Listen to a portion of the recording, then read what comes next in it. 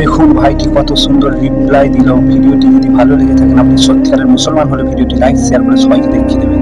হিন্দু এবং আদিবাসীরা বিজেপি করে, এরা এইসব কাজ করে না। এসব কাজ করতে গেলে মাদ্রাসায় পড়তে হয়। আমরা কেউ মাদ্রাসায় শুভেন্দু অধিকারী যে আমাদের পশ্চিমবাংলার মুখ্যমন্ত্রী হয়েছেন, খুবই ভালো কথা। কিন্তু আপনি যে কথাটা বললেন যে এসব কাজ করতে গেলে মাদ্রাসায় পড়তে হয়, আপনার মাদ্রাসায় পড়েন।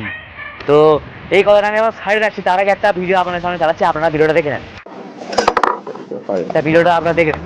তাহলে কি আমরা বুঝবো মাদ্রাসায় না পড়লে এরকম শিক্ষা পাওয়া যায়? আপনারা যে শিক্ষাটা পেলেন, আপনাদের কথা তুলে আমি এটা বললাম।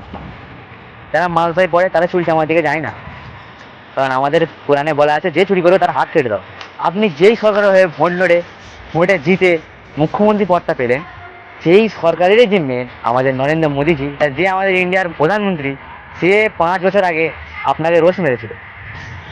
সেই ভিডিওটাও চালিয়ে দিচ্ছি, দেখে নিন। বড় মঞ্চে হাজারো লোকের সামনে এই কথাটা বলেছে। कितना लाए हो? अच्छा लाओ लाओ। और ऐसे कुर्ते में रख देते हैं।